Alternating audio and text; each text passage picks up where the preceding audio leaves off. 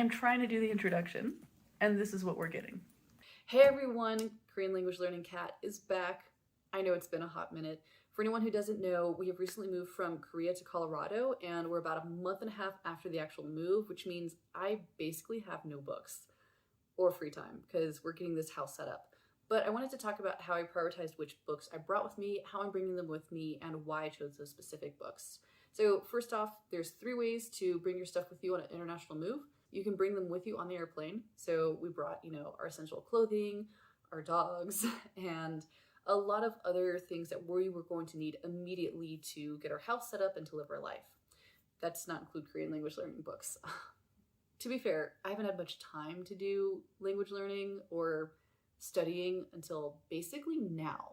So we just got our air shipment. So the next thing you do is usually there's an air shipment where you can put things that you're really going to want soon, but you can't bring on the plane with you. So we have some of our kitchen items, some of our books, my husband's golf clubs, and the rest of my books will be coming on a very, very slow ship that will sail across the ocean and then be stuck at port for a while.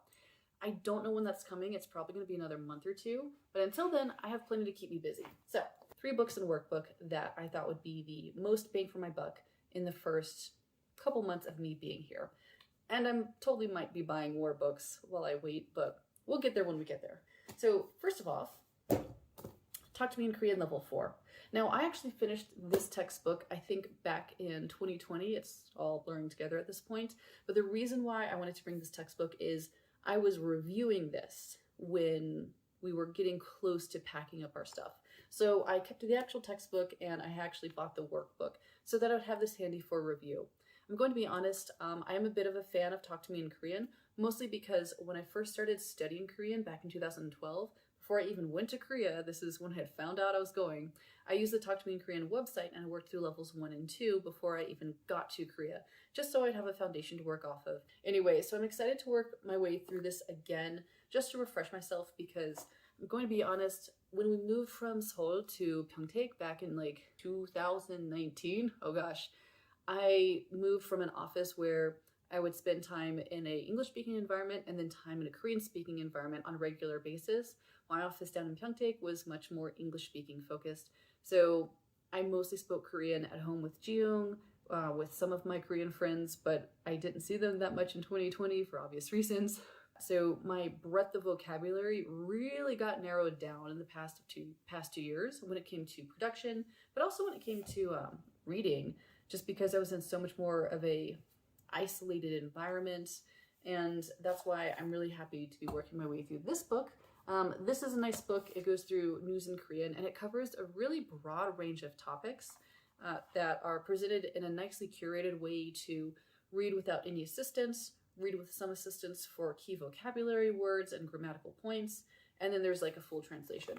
So the way I like to use this book is to cover the English translation on this side and work my way through with just the vocabulary assistance after reading it in just Korean.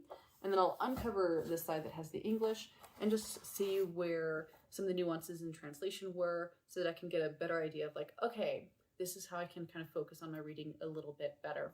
So really nice book. I've already gone partway through it. I've lent it out to my friends. Overall, everyone typically likes it a lot. I think it's a really good way to expand your vocabulary a little bit. Now, reading this, I would say the best thing that you could do that's not in this book is to try to talk about it. So not something that I've been able to do too much. Obviously, I haven't even started on this one. We just got our shipment the other day. But that's something that is really important, is producing Korean. Because if you're just taking and reading and like absorbing, that's great. But writing in a journal, having a conversation, and then hopefully I'll get onto it, but making more videos in Korean will help cement everything in your head.